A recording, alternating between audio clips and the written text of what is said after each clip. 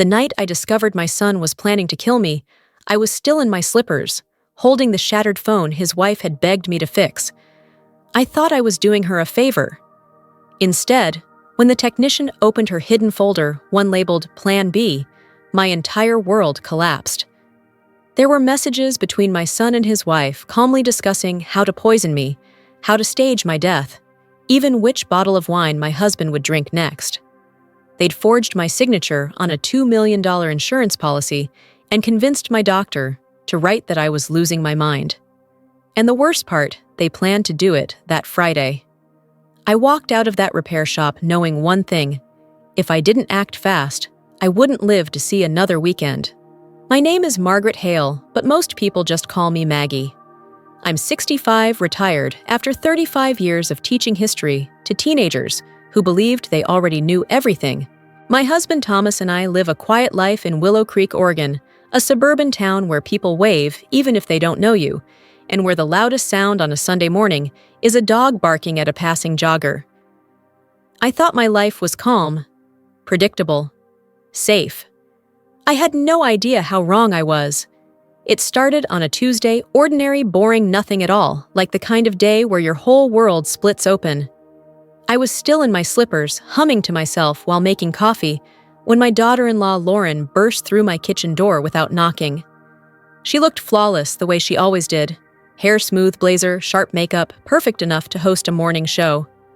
Her phone was clutched in her hand, screen shattered like a spiderweb. "Oh, Maggie, thank God you're home," she exhaled, stepping inside like a gust of expensive perfume. I dropped my phone in the driveway, and it died on me. "I have a huge client call tomorrow. Could you please take it to get fixed?" I blinked. "Now?" she nodded rapidly. "Yes. Right away if possible.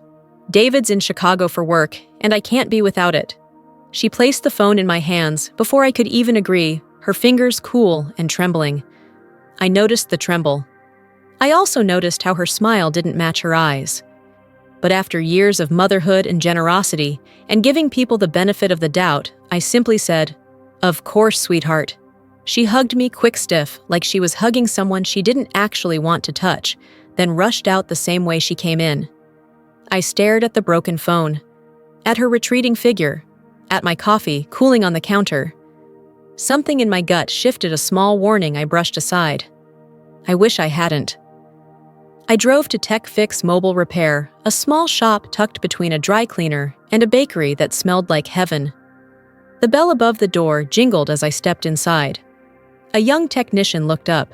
Tall, thin, messy hair, thick glasses. His name tag said Ethan, but I recognized him before he spoke. "Mrs. Hale?" he said, voice rising with surprise. "It's me, Ethan Park. I was in your sophomore history class." I laughed. "Good Lord, Ethan, you were the kid who wrote a 12-page essay on ancient Rome, even though I only asked for 3. He grinned. I guess I never really learned how to do things halfway. I handed him the phone. "Can you fix this? It belongs to my daughter-in-law. She's panicking." He took it from me, typed in a few commands, plugged it in, waited. Then, something on the screen lit up, and everything changed. His smile faded, his brow creased. He tapped again. Then again, slower this time. "Mrs. Hale?" His voice dropped into something tight, almost shaky. "Can I ask? Did you know her phone has a private hidden folder?" I raised a brow. What?" He swallowed hard. "Look, I shouldn't show you this. But if this were my mom, I'd want someone to warn her." He turned the screen so I could see. A folder named Plan B. Inside messages. Dozens of them. Between Lauren and my son David. At first, my brain refused to process the words. But Ethan scrolled slowly so I couldn't pretend I hadn't seen. "Mom's getting worse. We need to push the memory issue harder." I told Dr. Harris to document more cognitive decline. Once she looks incompetent, the rest is easy. Insurance policy is active. Beneficiary unchanged. Make sure Dad drinks the wine on Friday. We do Mom first. Dad's easier. My vision blurred. My lungs forgot how to work. I heard Ethan say my name gently, but it sounded miles away. He scrolled again. This time, videos opened. Clips of me in my own home. But the footage was cut-trimmed, edited to make it look like I was confused, forgetful, wandering the house in a daze. In one clip, I opened a cabinet twice once, while looking for cinnamon once to put it back. They cut the two scenes together to make it seem like I didn't know what I was doing. It wasn't just a plan. It was a narrative, a story, a trap. For me and my husband. I felt my knees loosen. Ethan grabbed a stool and helped me sit. "I'm so sorry," he whispered. "I don't know what's going on, but you're in danger. You need to call your bank, cancel cards, lock your credit, and you should leave the house right now. Today." I stared at him, this former student who once struggled with public speaking, now looking at me with pure fear. A fear for me. Slowly, I forced words out. "They're planning to kill us." His silence was answer enough. I stepped outside into the chilly Oregon air, the world spinning around me. Cars passed. People walked dogs. Everything looked normal, painfully normal. But my life wasn't normal anymore. I clutched my coat, breathing hard. My own son, my flesh and blood, plotting my death like a line item on a spreadsheet. The phone in my purse felt like a ticking bomb. I had to go home. I had to tell Thomas. But part of me, small, terrified, trembling, asked a question I never imagined asking. What if Thomas is already in danger right now? Before I tell you what I found when I walked back into my house, let me ask you something. If you think no child has the right to do this to their own parents, type 10 in the comments. And tell me, what would you do if you found messages like these on your daughter-in-law's phone? When I walked back into our house, the first thing I noticed was the silence. Not the peaceful kind. The heavy, waiting kind, like a room holding its breath. My husband Thomas was standing by the window, arms crossed, watching the driveway, like he expected a stranger to walk up to our door. Or maybe he already sensed something was wrong. He turned. "Where's Lauren? Didn't she walk in with you?" I shook my head. She just dropped off the phone, in a rush. He frowned, but I couldn't waste a second. "Tom," I whispered, "we need to sit down." We'd been married for 41 years, and in all that time, I had never seen my husband's face drain of color so fast. I showed him the screenshots Ethan sent to my email. Every text, every video, every instruction on how to make me look incompetent, and how to make him look senile. When we got to the message about the wine on Friday, he sank into the couch like someone had unplugged his bones. "They were going to poison us," he said flatly. Hearing him say it out loud made it real in a way the text didn't. I felt something inside me crack open, fear, grief, disbelief, all tangled together. "How did we raise a son who thinks like this?" I whispered. "What did we miss?" Tom didn't answer. His jaw-clenched eyes staring straight ahead, like he could see decades of memories collapsing into dust. We spent hours locked in that living room, digging through every possible place David could have touched our lives. Bank accounts, insurance papers, old signatures. And the more we searched, the more my stomach dropped. A new life insurance policy, $2 million, filed 6 months ago. My signature forged. A medical note from Dr. Harris labeling me early cognitive decline. Emails about a long-term care facility Lauren had researched. It was a blueprint for erasing me. I felt stripped, exposed, stupid. Every kindness I'd given Lauren now felt like a rope she'd tied around my neck. By late afternoon, I could no longer breathe inside the house. I grabbed my coat. "Maggie, where are you going?" "Outside," I said. "If I stay here, I'll break." I walked down our quiet suburban street, past neat lawns and kids riding bikes, families laughing, dogs barking, wind chimes clinking on porches. And there I was, an old woman, realizing her family was a lie. When I reached Maple Ridge Park, the weight of everything hit me. I sat on a bench and cried quietly, bitterly into my hands, until a soft voice broke through the fog. "Ma'am, you okay?" I looked up and saw a teenage girl on a skateboard. She handed me a tissue from her pocket. It was such a small gesture, but in that moment, it felt like a lifeline. Strangers had more humanity in them than my own son. I thanked her, wiped my face, and walked home with a strange clarity settling inside me. I wasn't going to crumble, not for them, not today, not ever. That evening, Tom and I called Amanda Price, a lawyer recommended by one of his old coworkers. When I told her everything, every text, every signature, every threat, she didn't gasp or act surprised. She just said, "Mrs. Hale, I've seen greed destroy families more times than I can count. But this is attempted murder, and we're going to handle it carefully." She advised us to freeze all accounts, record every interaction, avoid confronting them, let her contact law enforcement discreetly. Before hanging up, Amanda said something that chilled me. "Your son and daughter-in-law will accelerate their plan once they sense you're pulling away. Be prepared." She was right. The next day, at 8 a.m., Sharp Lauren showed up at our door with a casserole dish and a bright, sugary smile that made my skin crawl. "Maggie, I made you a chicken bake. I know you've been overwhelmed lately." I almost laughed. Overwhelmed by what her murder plot, she stepped inside without waiting for permission. Her eyes scanned the room, quick calculating, like she was checking whether we were still cooperating with their script.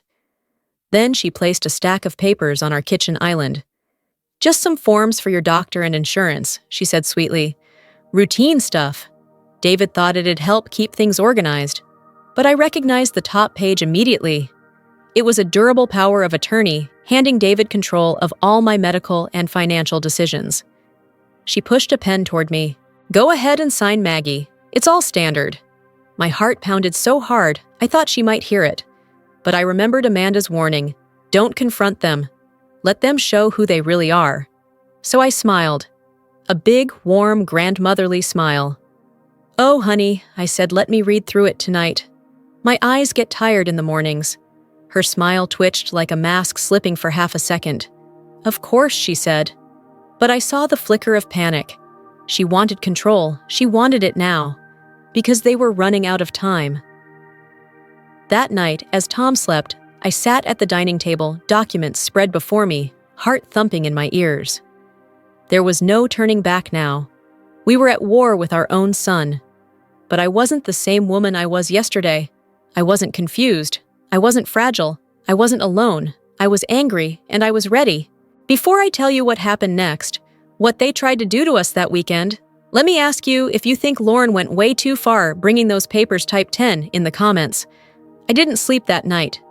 I sat at the dining table staring at the forged papers Lauren had shoved toward me, the lights dim, and the house impossibly still. The shadows on the walls felt longer, darker, like they knew what my son intended. By morning, Amanda had already contacted Detective Morales at the Willow Creek Police Department. He agreed to come by discreetly. When he arrived, he didn't step inside right away. He stood on our porch, hands on his belt, eyes sharp.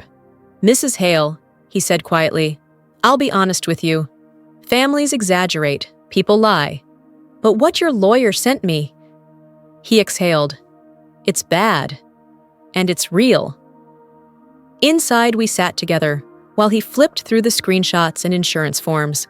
When he reached the text that said, "Mom first, Dad after," he closed the folder and looked at us with a grim finality.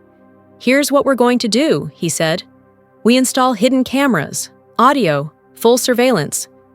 And then we wait." I felt sick. Not because of the danger, though, that was there like a knot in my gut, but because of the shame. My son had put us in a position where the police had to hide cameras inside our home. While officers worked, I kept thinking one thing. How did my love become his opportunity? The trap was set. Friday arrived the day mentioned in those messages, the day the wine was supposed to be used. At 6:14 p.m., our doorbell rang. It was David, my son, my only child. He smiled too big, hugged too hard, and kept glancing around the living room like he was checking for witnesses. "Where's Lauren?" I asked, keeping my voice light. "She's coming later," he said. "Thought I'd get some alone time with my favorite parents." I almost flinched at the word favorite. He carried a canvas tote bag, which he placed on the kitchen counter. When he thought I wasn't looking, he slipped a small amber bottle into the cabinet above the sink. The cameras caught everything. Then came the moment I'd dreaded. He brought out the wine. A deep red from a bottle Thomas and I had never seen. He uncorked it with a too cheerful hum. My hands were shaking under the table, but I kept smiling. "Oh, I shouldn't drink," I murmured. "My stomach's been off." He chuckled. "Mom, one glass won't hurt." Detective Morales had told us exactly what to do. Don't confront. Don't accuse. Don't provoke. Buy time. Keep calm. Let him talk. So I did.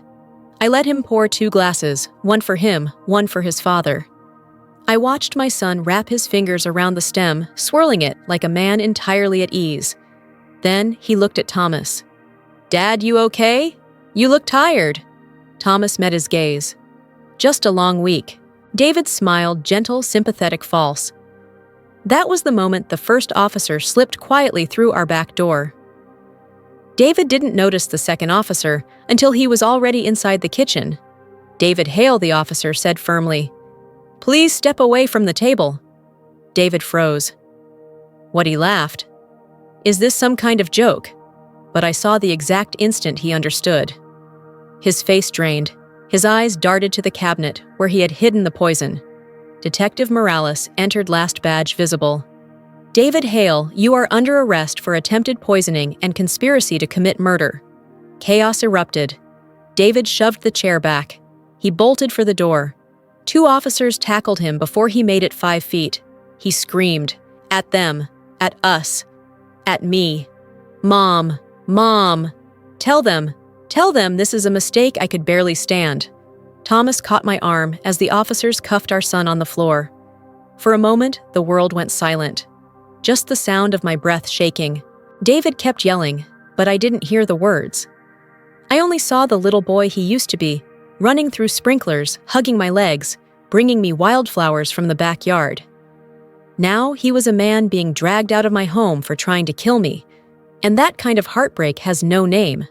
Weeks passed, then months. Lauren was arrested too, on evidence Detective Morales uncovered from her past life in Nevada. A string of accidental deaths connected to men she had dated, lived with, or worked for. It turns out she didn't just manipulate David, she groomed him. She fed his greed, whispered poison in his ear, convinced him he deserved more than the life we gave him. I wasn't just fighting my son, I was fighting the woman who had slowly dismantled his morality. At the trial, David wouldn't look at us, not once. It wasn't until sentencing day that he finally turned around, eyes red, voice barely there. "I'm sorry, Mom." I nodded. "I hope one day you mean it." He broke then quietly, like a building collapsing inward. Today, Thomas and I live in a smaller home, farther from town near the woods. It's peaceful here. Sometimes too peaceful. Some mornings, I still wake up expecting to hear David's voice, to see his shoes by the door from years ago. But I've learned something. Forgiveness isn't a gift you give to someone who hurt you. It's the key you give yourself, so you can walk out of the prison they built. I visit David twice a year. Not because I owe him anything, but because I'm his mother. And love, real love, is stubborn. It limps, but it doesn't disappear. He has a long road ahead, so do I. But I'm still here, alive, healing, choosing my own ending. Before I close my story, let me ask you, how did this story make you feel? If you stayed until the end, comment 100. So I know you were with me. Tell me which country you're watching from. I'd love to know how far my story reached. And if this story touched you, please share it with someone today.